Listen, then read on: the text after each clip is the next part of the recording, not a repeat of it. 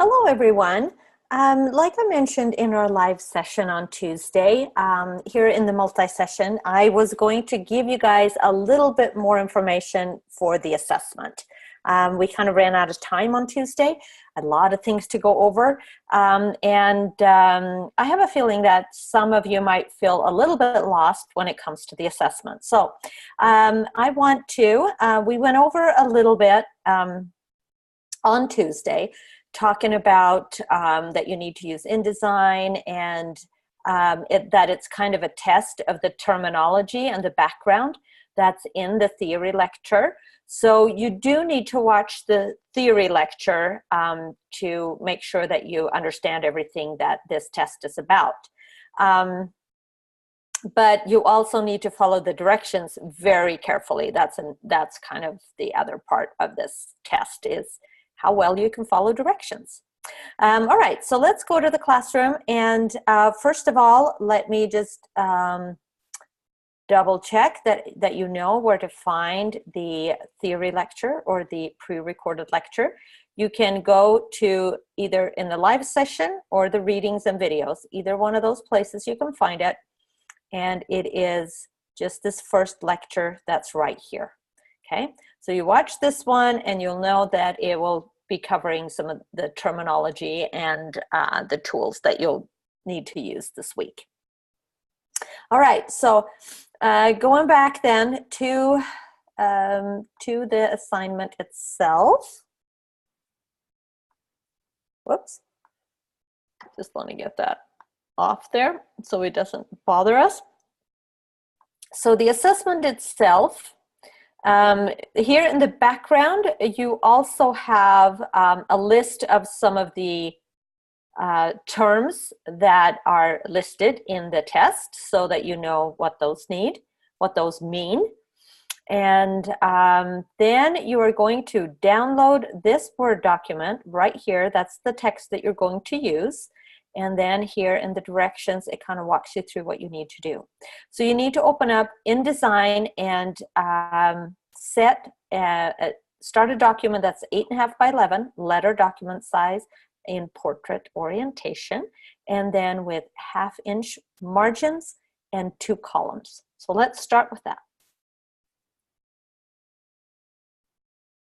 Okay, so I'm going to open up InDesign here. Probably should have had it all awake for you guys.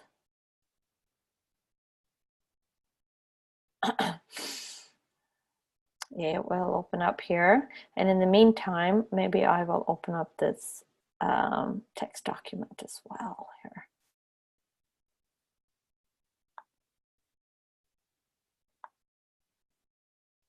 Okay, we'll get rid of this other one. Okay, so this is the text that we're going to be using. And here is InDesign now waking up.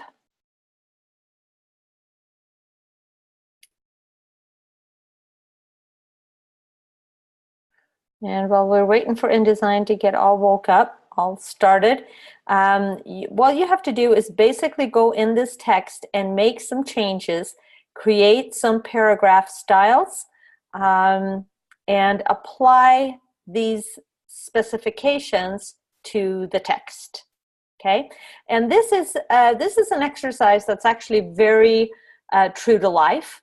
Many times as a designer, especially as an entry-level designer, you will be given text in a different format, and then they want you to take that text and put it into InDesign for a brochure or poster or something else, and then you have to go in and format that text according to special style guides that the company has or directions that you get from an art director or a senior designer or something like that. So many times you are going to be given directions. You are not going to get to choose yourself exactly what font and size and those kinds of things, because sometimes that is decided elsewhere. It's not always the designer's choice.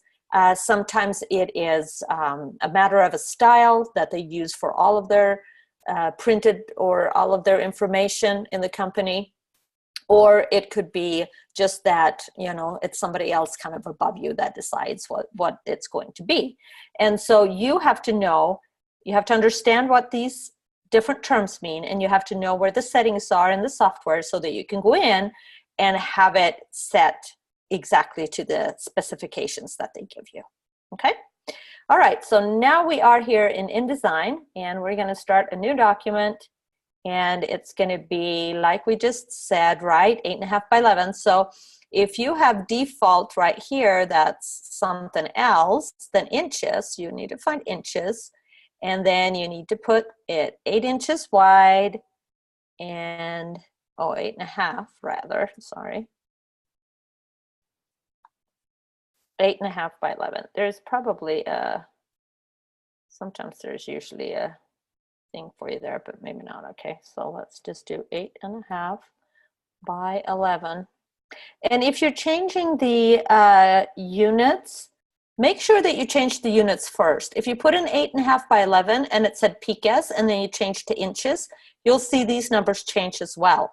So you want to make sure that you change the units first and then the numbers. And we're going to have a portrait orientation. Remember, we only need 1 page and we need 2 columns.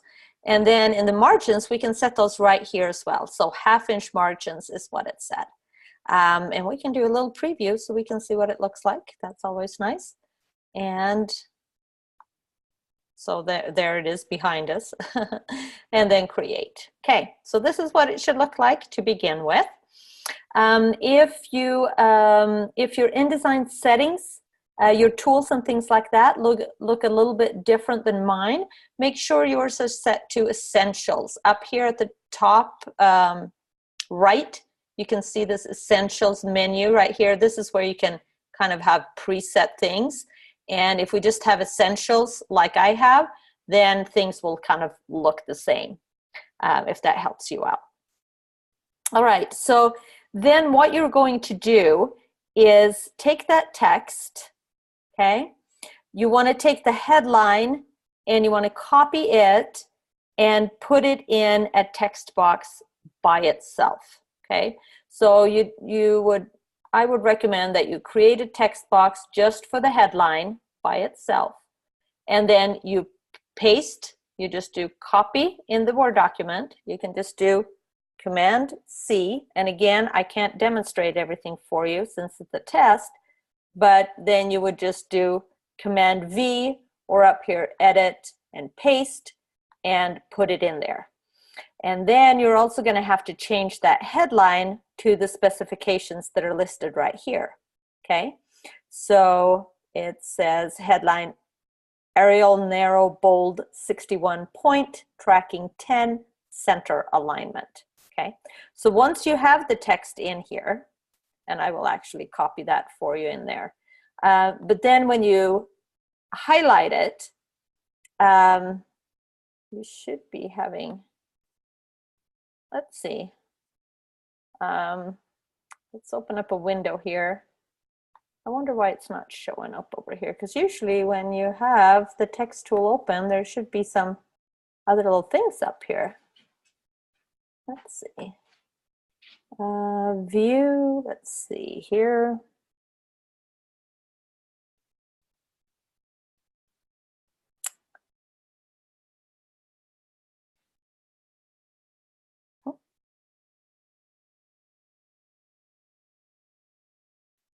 Let's see if we have typography set, if it will change. Yeah. Why don't we change it to typography, because then you're going to have all of these resources up here. So change your setting to typography. That will help you. Then you don't have to have so many panels open. But right here, then you can go in here, find the font that you need, right? You will find the style of that font. You will put the size in here. And then the tracking. That's the tracking right here. If you hover over these things, it will come up with a little name for it so that you know what to put in there, okay? So then you do that to the headline. Now you go back to your instructions. And actually, this I think is really helpful. If you copy all of this and then go back to InDesign, and then make a little box over here, then you don't have to flip back and forth. We'll just put all of the instructions right here, Make them maybe a little bit bigger. And then you'll have them handy for you right there, and you don't have to flip back and forth. You can even delete them as you get done. Okay, so for example, we've done all of this right here. Now let's take a look. It says baseline grid. So we want to set the baseline grid. Now, the baseline grid is set to set it specifically. You need to go under InDesign and Preferences, and then under Grids, you will have your baseline grid right here as well. And so there it tells you to say set it to the top of the page. Okay, so that's right there. 14-point increments. You can see that it already says 12, so you need to change that to 14-point. And then I recommend that you change it to 50% view right here, because that helps you kind of see that baseline grid a little bit easier. Okay, so you have to do that and then click OK.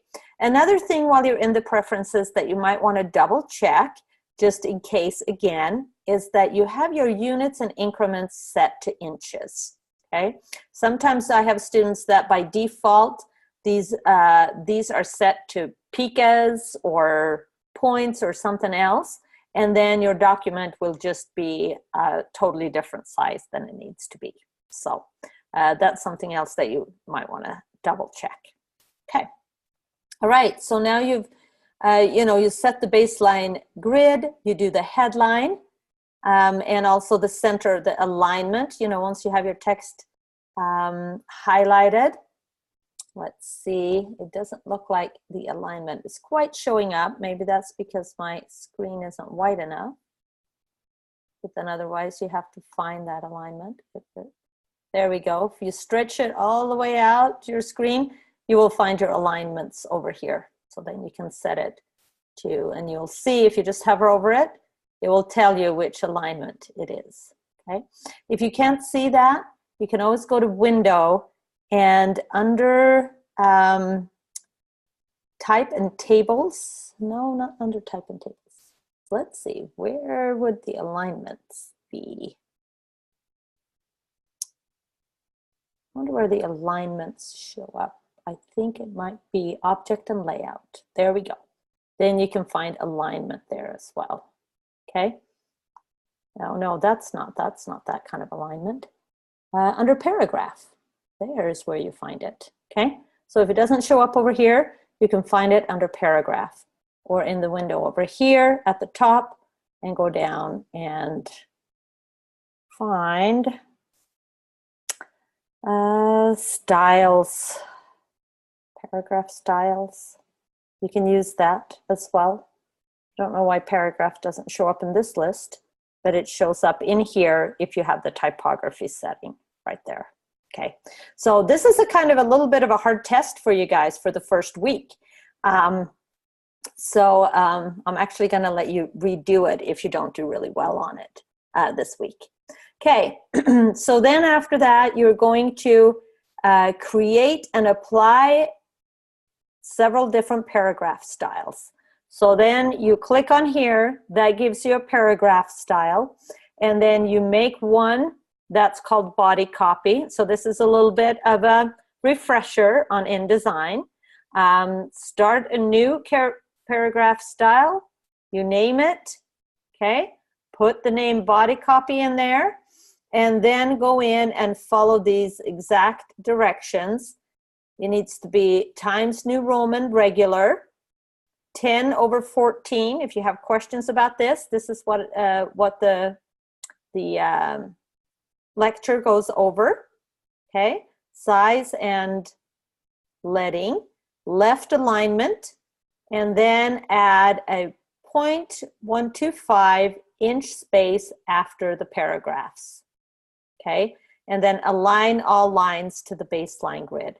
So here in the paragraph styles, all you have to do is set all of that stuff up. And I would do that before you even put the text in here so that you have your paragraph styles set up. here is where you can put the font and the size, right? In here, leading, tracking, all of that stuff. Indents and spacing. This is where you put that space before each paragraph.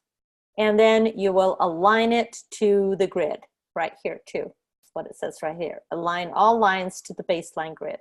So when you've already set that, then you choose all lines right there. And then when you have those paragraph styles, then you do another one for the drop cap, okay? And you do another paragraph style for that. And then you already have the settings right here. And then you will see that there's a drop cap right there, so that you put in those directions right there. And then you apply it to the first paragraph only. And then on the subheadings, you do another paragraph style for the subheadings. And that one has a different space before and after that you do over here in the indents and spacing. And that one you do not align to the baseline grid. And then you do some bullets, okay? And on the bullets, there is some tab positioning right here that you're supposed to change. And then you're also supposed to create a character style and apply it to the first word only in each bullet. And that character style is right here, Times New Roman, semi-bold. And then it says a byline that you're supposed to do as well in there. So then you just have to take, so let's say, so you will actually have paragraph style here. So you'll have one that you set for body copy. Okay. You have one that you set for the drop cap. Okay. And then you have one that you're setting for the subheadings. Okay. And so each one of these paragraph styles, you have to double click on them, go in here, use all of these selections and set them to what the instructions are right here. Okay. And then when you have all those, then you can take the text and you can create a couple of different, couple of columns. Make sure that the text columns that you get fit exactly along the guides, the margin guides. You don't want them to go outside, you don't want them to go inside. They need to align exactly with the margins, okay? And that they're aligned the same. And then you take the text that you've gotten right here, you just copy all of the rest of this text right here. It goes into the second page. Okay, you copy it, and then you go in here and you paste it in here, and you use your little chain to make it flow from this column to this column. So the text needs to be in two columns. And then once the text is in here, then you can select all of it. And I would probably put all of it into body copy first, and then go in and select the different other parts that needs to be either drop cap or subheadings or, oh, bullets. You're supposed to do one that's bullets as well.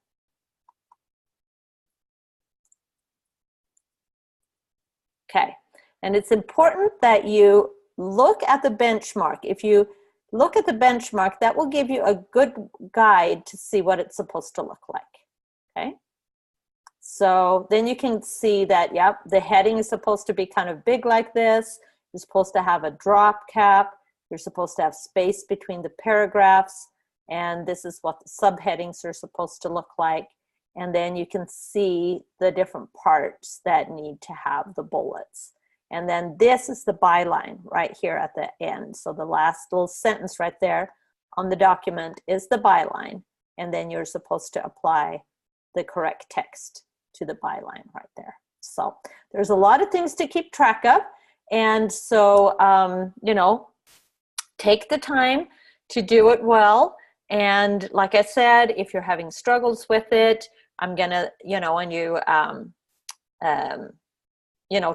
towards the end of the course, you would like to redo this assessment, you just need to get in touch with me, and I will make arrangements for you to redo it as well.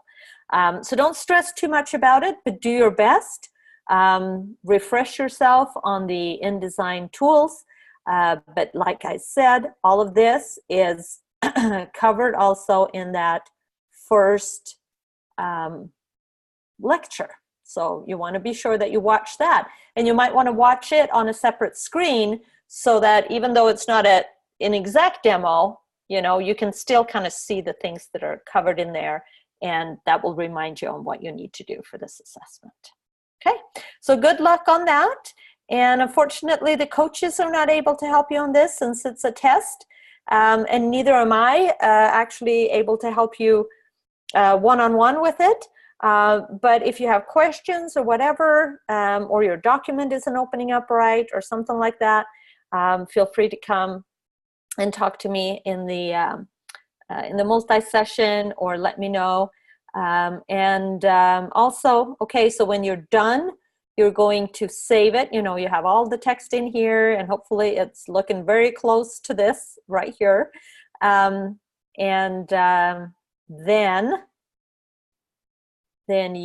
all you have to do is save this, and you want to make sure that you're saving it as an InDesign file. So save it with your name.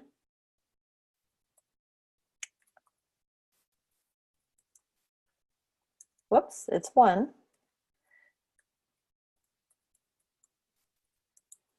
And